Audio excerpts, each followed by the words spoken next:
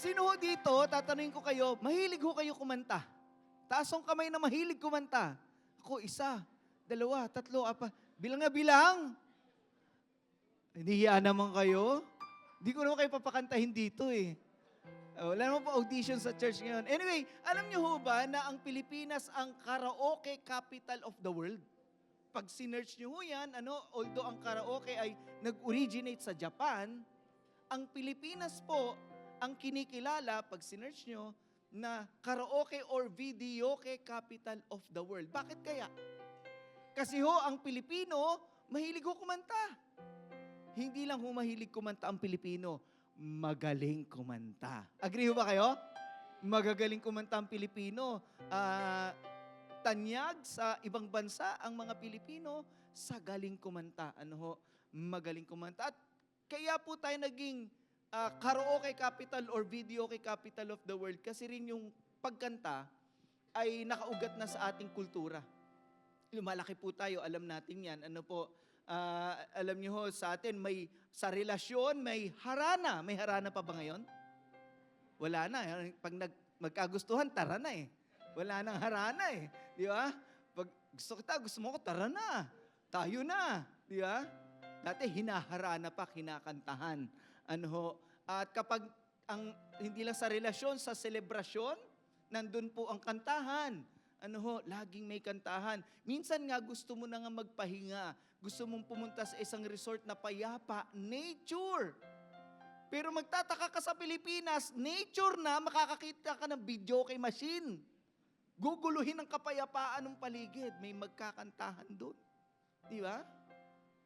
Meron nga, nagpapatayan pa sa kanta eh. Sa Pilipinas ho yan. Nagpapatayan sa kanta. At alam niyo po, sa Pilipinas, naka-experience po ako, nag-service ako sa isang burol. Doon sa burol, sa labas, may videoke machine, hinuhulugan po ng pera. Sabi ko, grabe. Sa Pilipinas, pati burol, may videoke. Talagang videoke capital of the world to. Di ba? Alam nyo, sometimes singing is pleasing. It's pleasing. Alam nyo, nung New Year, sa village namin, napakatahimik. Ilang bahay lang yun eh. Napakatahimik. Nung New Year, may kumakanta doon, may nagbibidyoke ng malakas. Tuwang-tuwa ako. Sabi ko, ay salamat. Parang damang-dama ko ang New Year dahil maingay. 6:00 pa lang ng gabi, may kumakanta na rin sa amin. Ang saya-saya ko, nahahawa ko nung saya nila. It's pleasing to my ears. Pero how about hindi naman New Year, ang kapitbahay mo kanta ng kanta, 10:00 na. It's disturbing. It's disturbing, nakakainis, nakakairita. At may ugali minsan ang Pilipino na wala siyang pakialam sa kapitbahay, basta nagsasaya siya, nakakagambala na pala siya. 11:00 na, hindi pa tumitigil gumawa. Iingay pa. Naniniwala ba kayo na kahit sino kayang kumanta? Anyone can sing. But not everyone is a singer. Di ba? Anyone can sing. Pag may boses ka, kaya mong kumanta.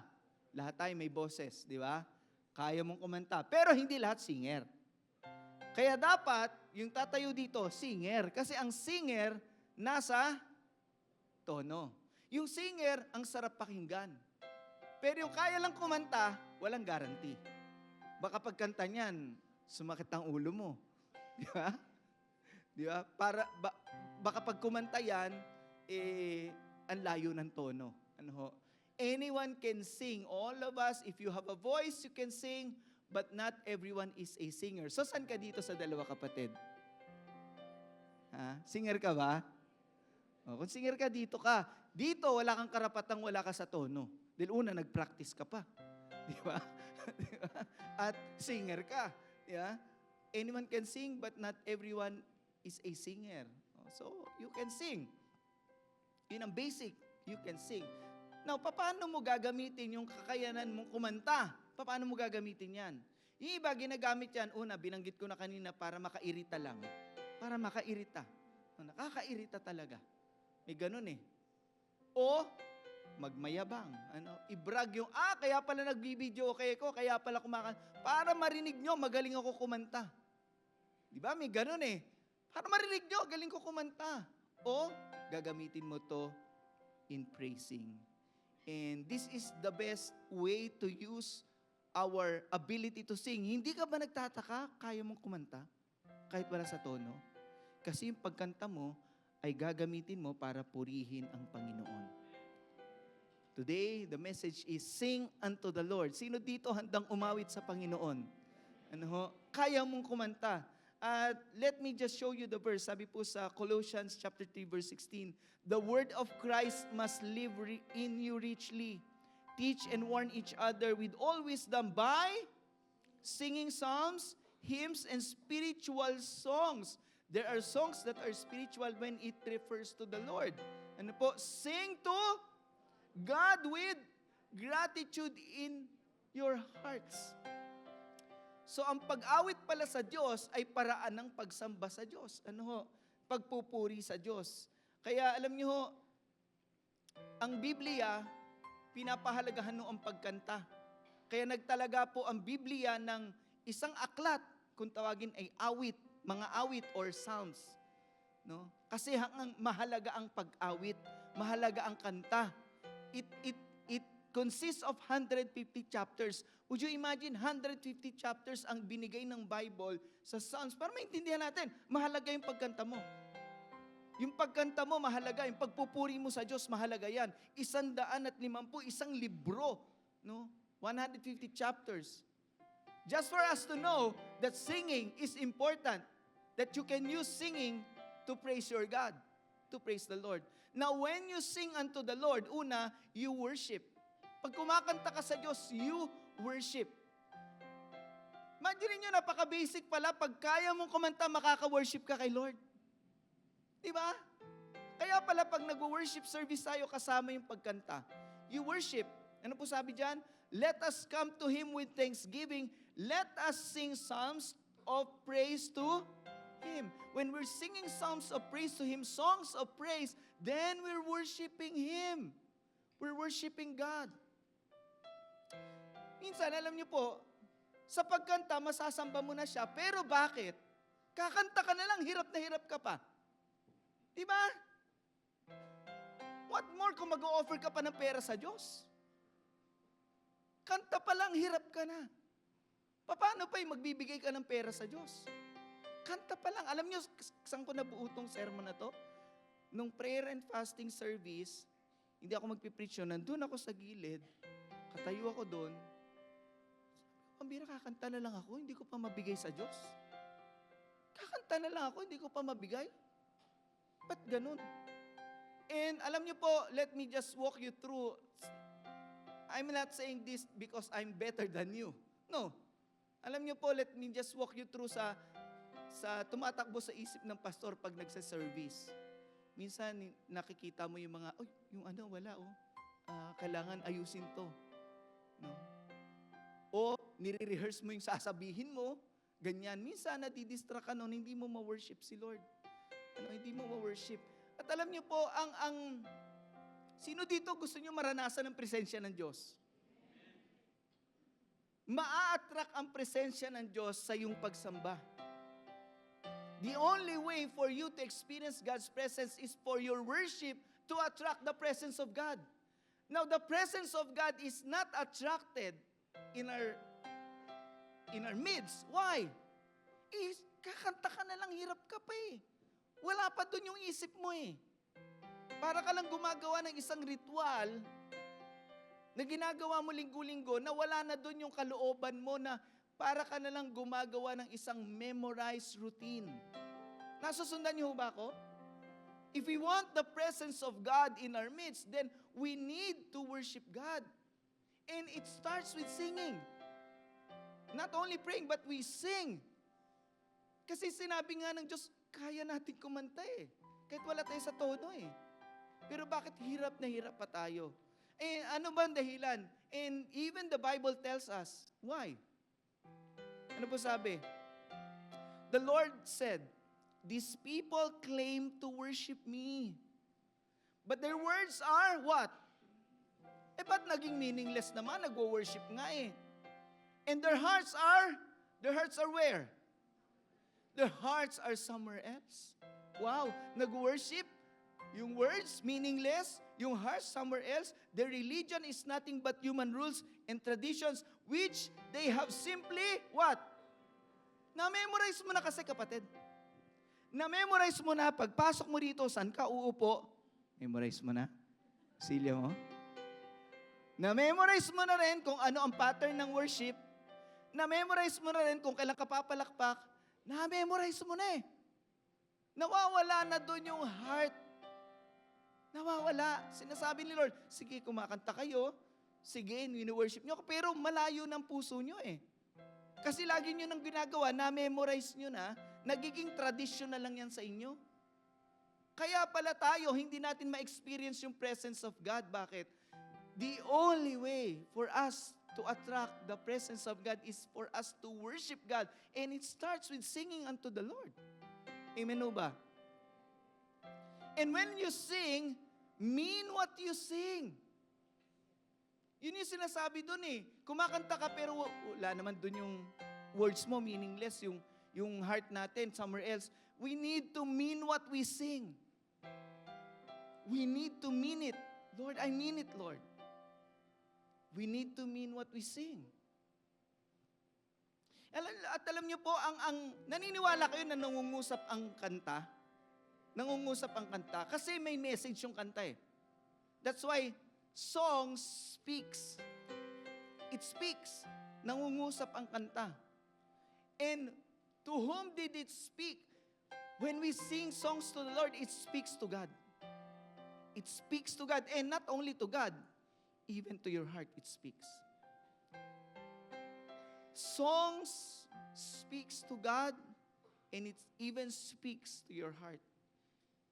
Nangungusap ang kanta. Kanino to nangungusap? Sa Diyos. Lord, mabuti ka. Nangungusap sa puso ng Diyos. Nangungusap din sa puso mo yon. Mabuti ang Diyos. Di ba? Andiyan pa ba kayo? It speaks to God and it also speaks to our hearts. Kaya nga minsan, alam niyo po, let me just show you the verse. Sabi po dyan, speak to one another with psalms, hymns, and spiritual songs. Sing and make music in your heart to the... So it's a heart-to-heart thing. Your song speaks to the heart of God and the songs that you sing also speaks to your heart. Nangungusap ang kanta. Kaya nga ganito minsan, alam niyo po, sa tagal ko na sa church, minsan may worship leader, sasabihin niya, wala pa siyang line up kasi wala pang binibigay si Lord. Si Lord ba nagla-line up sa church? Di ba? Pagdating ng practice, wala pa akong line up kasi wala pang binibigay si Lord. Bakit? Si Lord ba kantahin mo to sa akin, ha? I love you, Lord. Gusto ko, line up mo sa linggo, I love you, Lord. Tsaka this is the day. Di ba? Si Lord nag-request. Yung lineup mo, kanta mo yun sa Diyos. Yun yung laman ng puso mo. Ikaw nagsasabi nun sa Kanya. Hindi yung sinabi niya sa'yo, anak, mali yun yung lineup mo. Ayoko yun. Hindi ako natuwa. Si Lord taga-line up pala sa church. Minsan, para maging spiritual, ganun ang sinasabi ng worship leader. Now, hindi naman lahat ganun. Pero pag nakakarinig ako ng ganun, natatawa na lang ako, si Lord pala taga-line up. Yeah. Kung ano yung nararamdaman mo, yun ang gusto mong iawit sa Diyos. It speaks to the heart of God and it also speaks to your heart. Di ba? Speak to one another with psalms, hymns, and spiritual songs. Sing and make music in your heart to the Lord. Kantahan mo ang Diyos nung nilalaman ng puso mo. Kasi yun ang mangungusap sa Diyos eh. Amen o ba doon? Now, how do I sing to the Lord? Pastor, paano ko kakanta sa Panginoon?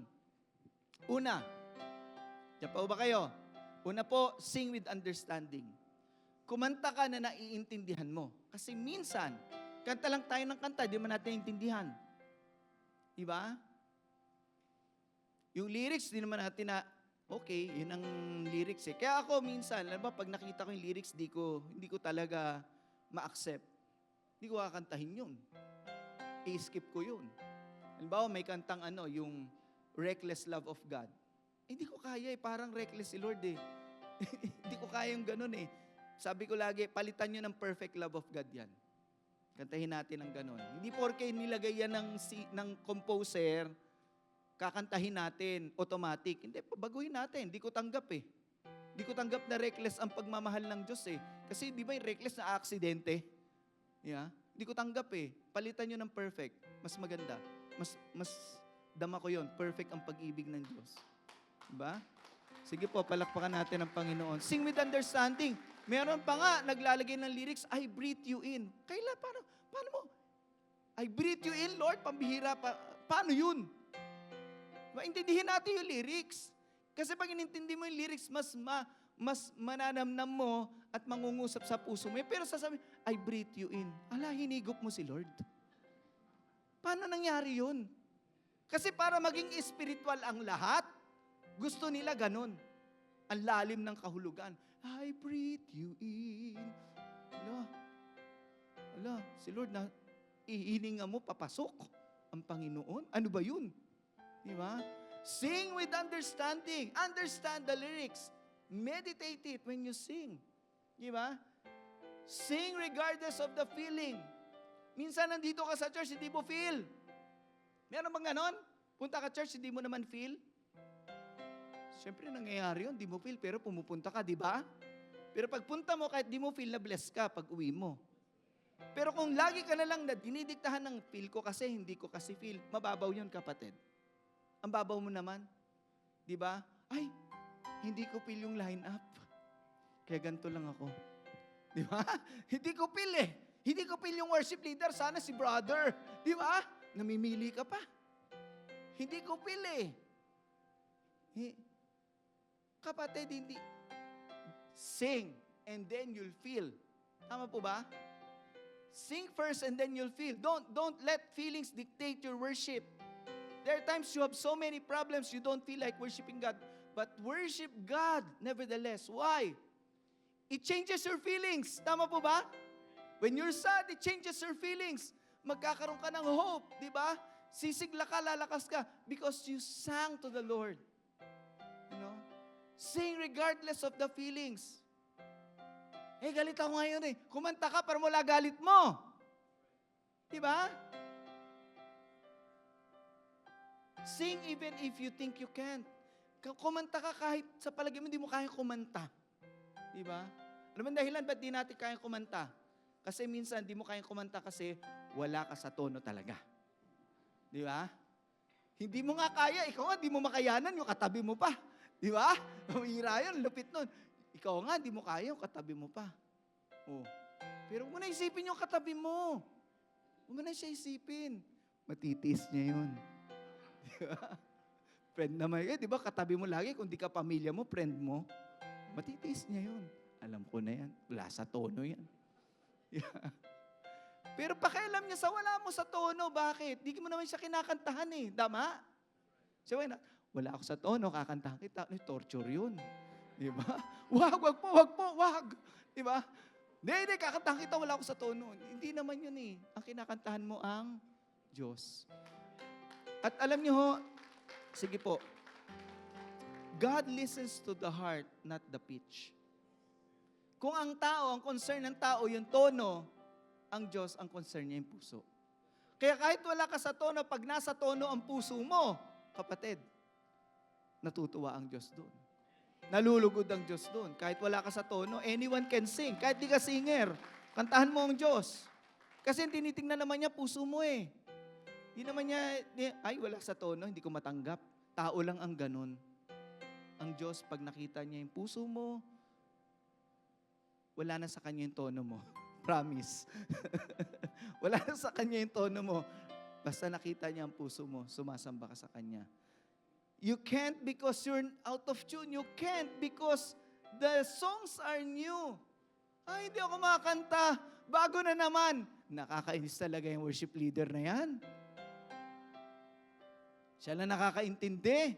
Sabi pa naman ni Pastor, sing with understanding. Bago na naman. Kapatid, okay lang yung old songs. Bakit yung old songs maganda? It brings our memories back. No? Ako, pag narinig yung old song, naalala ko yung panahon na bata pa ako at sobrang init ko sa Panginoon. Kaya lang, kailangan ko ring tanggapin na nagbabago ang panahon. Nagbabago ang mga kanta at nagbabago ang ginagawa ng Diyos. Hindi nagbabago ang Diyos, tama po ba? Pero nagbabago yung ginagawa niya. Nakuha niyo ako? Hindi nagbabago ang Diyos, pero nagbabago ang ginagawa niya. Yung ginawa niya sa'yo noong 1980s o 1990 o year 2000, ay may ginagawa siyang bago ngayong 2026 na. Kaya dapat lang bago na rin ang kanta mo para sa Kanya. Tama po ba? Sa ating mga oldies but goodies, tanggapin natin na may bagong kanta na. Kasi it's an expression of the new things God is doing in our life. Amen po ba? Sino dito nagsasabi may ginagawang bago ang Diyos sa buhay mo? E di maganda bago rin ikanta mo kasi biblical po yan. Ano sabi sa Bible? Sing to the Lord hindi rin naman pwedeng ang kanta mo. Di ba? Paulit-ulit. Di ba? Oh, great thou art. Okay naman yun. Pero dagdagan mo naman ng bago, kapatid. Linggo-linggo yun. Oh, great, dakila ang iyong katapatan. Okay naman yun. Hindi. Brother Randy, di ko pa ginalingan yan, ha? Mapalakpa ka, di ko pa ginalingan yan. Pag ginalingan ko yan. Baka concert na to. Biro lang. Biro lang po. Biro lang. Kasi gano'n minsan na, bago na naman. Kantahin mo kahit bago. Baka dun sa bago na yan, may lyrics na tutugma sa kalagayan mo at gusto mong awitin sa Panginoon. Sabayan lang natin.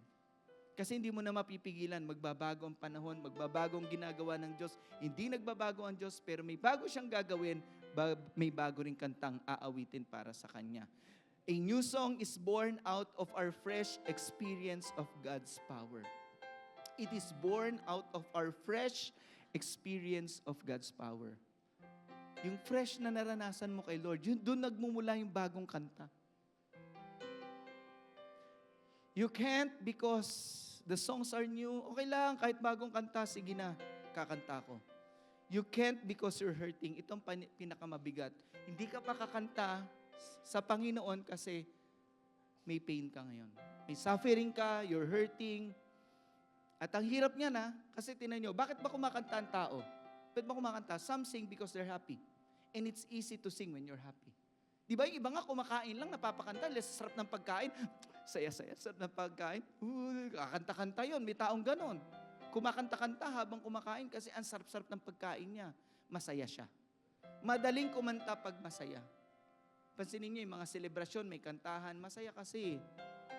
At kuminsan, hindi dahil masaya, dahil hobby nila to. Hobby. Ay, hobby ko yan eh. Kanta lang yan ng kanta kasi hobby niya yan.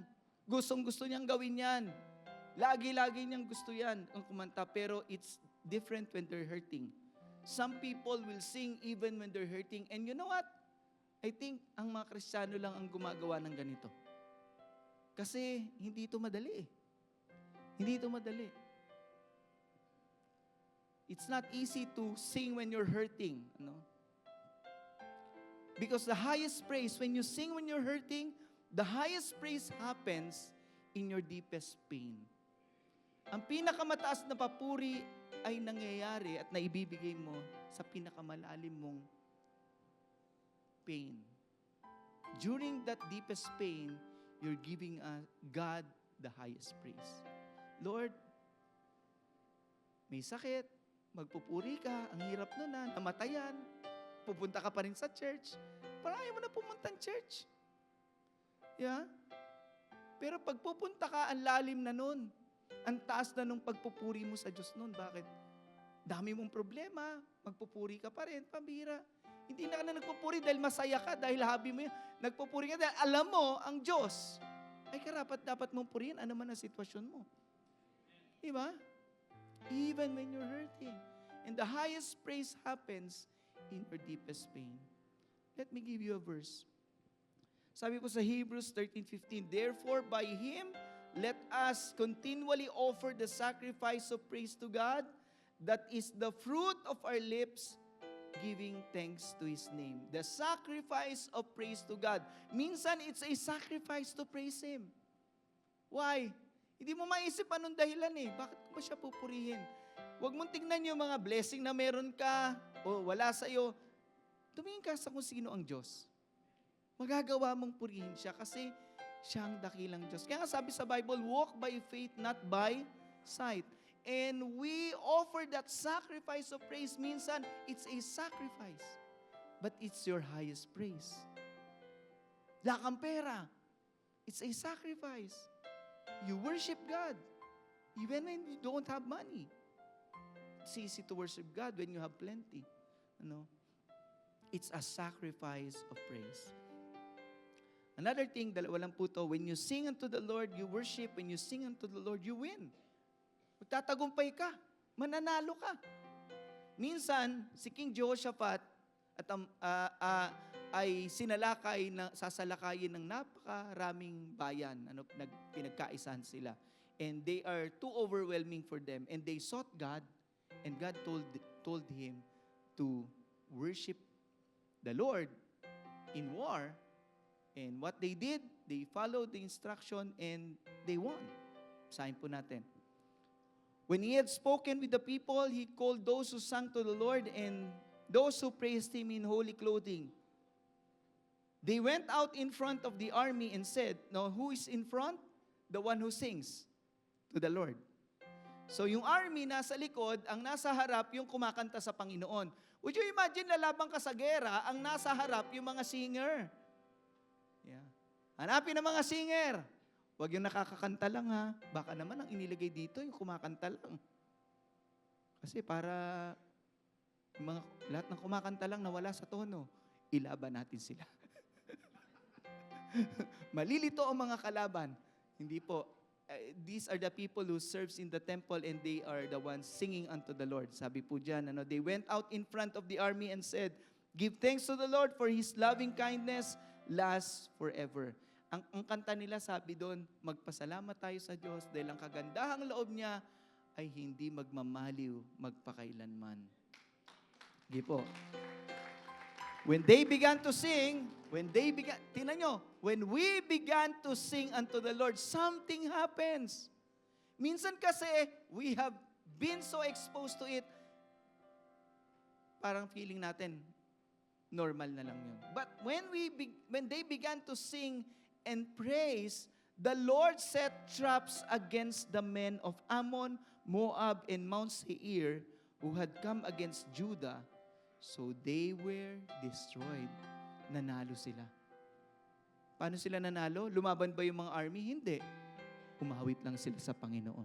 Kaya kapatid, ano man ang pagsubok mo, problema mo, umawit ka sa Diyos. Bakit? Alam mo, pag umawit ka sa Diyos, tatlong dahilan ba't panalo ka na. Una, nakantahan mo na siya. Doon pa lang sa nakantahan mo na ang Diyos, nanalo ka na. Bakit? Nasamba mo siya eh. Diba? Kahit may problema ka eh, kahit marami kang pagsubok eh, nakantahan mo na eh. Panalo ka na kagad. Isa pa, nababago ka nito. Minsan gusto po natin, kapag tayo po ay may problema, kakanta tayo ka Lord, baguhin mo Lord, kumanta ko sa'yo. Dito sa storya nangyari yun. Pero di naman lagi ganun eh. Baka minsan, ang kailangan baguhin, hindi yung sitwasyon natin, kundi tayo mismo. Singing unto the Lord even transforms us. It even transforms us. Your praise may not change your situation immediately, but it will always change you. Yung pagpupuri mo, babaguhin ka niyan. Pinupuri mo ang Diyos eh. Maaring hindi agad baguhin ng Diyos yung sitwasyon mo, pero may mababago sa'yo. Pati yung mindset mo, pati yung damdamin mo, diba? It will change you. You win because God will save you or transform you. Pag kinantahan mo ang Panginoon, dalawa lang. Ililigtas ka niya doon o babaguhin ka niya. Babaguhin niya ang sitwasyon, ikaw ang babaguhin niya. Diba? May mangyayari. Kaya pangatlo dyan, may gagawin ang Diyos. Nagawa ang Diyos pag tayo ay naawit sa Kanya. Sino niwala doon? Naalala ko, si Paul and Silas, sila po ay nasa kulungan sa pangangaral ng salita ng Diyos and they were in chain. But when midnight came, Paul and Silas were singing unto the Lord. They were singing. All of a sudden, a great earthquake happened and kumalas po yung kanilang mga tanikala at bumukas ang rehas. And they were set free. God did something. Ano po? Sa buhay natin, kapag kumakanta tayo kay Lord paglinggo, may ginagawa ang Diyos. Kapag mag-isa ka, kumakanta ka kay Lord, may ginagawa ang Diyos. Kapatid, maawit ka, sa pag-awit sa Diyos, may gagawin ang Diyos sa iyong kalagayan. Nagawa ang Diyos. When you praise Him in times of crisis, you declare that the battle is not yours but God's. Kapag pinupuri mo ang Diyos sa gitna ng crisis, sa gitna ng problema, sa gitna ng pagsubok, sinasabi mo, Lord, di ko kaya to ha. Di ko kaya to. Pero pupurihin kita. Kasi bibigay ko sa iyo itong laban na to. Di ko kaya eh. And that's what they did. Lord, di namin kaya. Pwede ba ipaglaban mo kami? And that's what they did. They won the battle because they have trusted God. You're declaring that the battle is not yours, but it's God. And when the battle belongs to the Lord, you will definitely be victorious. Magtatagumpay ka. Amen po ba? Give your battles to God through your praise. Ibigay mo yung lahat ng laban mo sa Diyos sa pamamagitan ng pagpupuri mo sa Diyos. And you will be victorious, kapatid. You may not be a singer, hindi ka nga singer, kapatid, but you can sing. Sing unto the Lord. Kantahan mo siya. Bakit? Pag kinakantahan mo siya, sumasamba ka at nagtatagumpay ka. Kaya pag kumakanta ka, sumasamba ka, nagtatagumpay ka, ibigay mong lahat. Wag na yung, di ba, sabi ko nga, nabuo tong sermon na to dahil nandun lang ako sa sulok. Kung ano-ano ang iniisip ko bilang pastor. Ba't di mo sambahin ng Diyos? Kakanta ka na nga lang, ganyan ka pa. Di ba? Nakakaya naman, pastor ka pa. Kakanta ka na lang, ganyan ka pa. Give it your all. Nandito ka na rin, kapatid eh. Di ba? Bakit di paglinggo, ibigay na natin sa Panginoon dahil next week di mo nga alam kung nandito pa tayo. Di ba? Lobe naman ng Diyos. Di ba? Pero yun eh. Ibigay natin sa Panginoon. Pati yung simpleng kanta, matamlay ka pa. Di ba? Hindi mo pa makanta. Hindi pa natin makanta. Give it your all. When you sing to God, you worship, and you win. So sing unto the Lord. Purihin ang Panginoon. Tumayo po tayong lahat. Hallelujah. Muli, church, pwede po ba natin itaas ang ating mga kamay? Muli nating awitan ng Panginoon. Ating sambahin ang pangalan niya. Hallelujah. Pinupuri ka namin, O Diyos. Dinadakila ka namin, O God. Hallelujah. Hallelujah, Jesus. Hallelujah.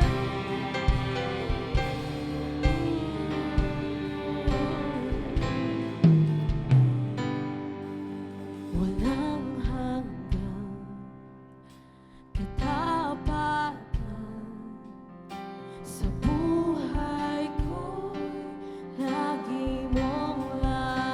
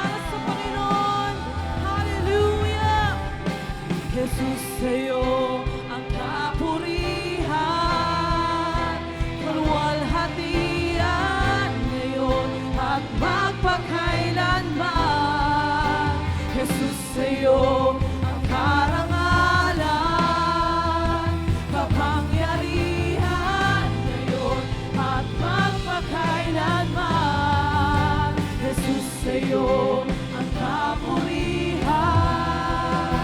kaluwalhatian ngayon at magpakailanman.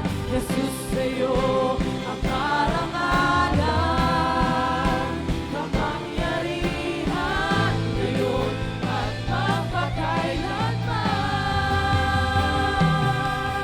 Pupurihin ka sa awit, itataas ang aking tinig, itatanghal sa buhay. Sige kapatid, awitan natin ang Panginoon. Hallelujah! Higit pa sa kalangitan, ang iyong kaluwalhatian, kadakilaan mo'y di mapapagtayan. Pupurihin ka sa awit, itataas ang aking tinig, itatanghal sa buhay ko'y tanging ikaw, O Diyos. Higit pa sa kalangitan, ang iyong kaluwalhatian, kadakilaan mo'y di mapapagtayan. Sige, awitin natin sa Panginoon. Pupurihin ka sa awit, itataas ang aking tinig, itatanghal sa buhay ko'y tanging ikaw, O Diyos. Higit pa sa kalangitan, ang iyong kaluwalhatian, kadakilaan mo'y di mapapatayan.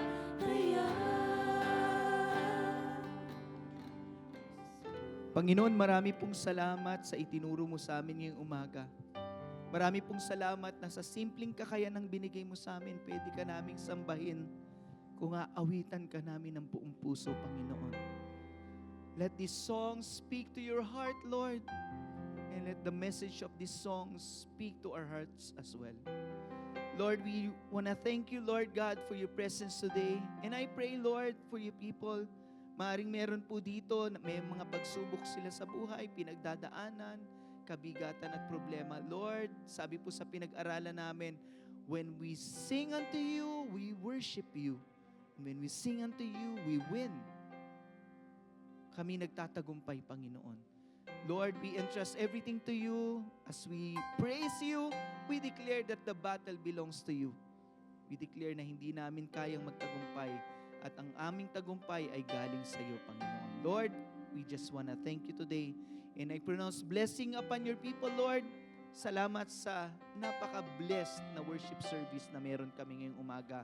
Lalabas po kami sa lugar na to, pinagpala, iniiwan na namin sa iyo ang lahat ng aming mga problema at suliranin. Kayo na po bahala. Panginoon, bless us now, Lord, and we give you the glory, the praise, and the honor that you deserve. In the name of the Father, and of the Son, and of the Holy Spirit. Amen. God bless you.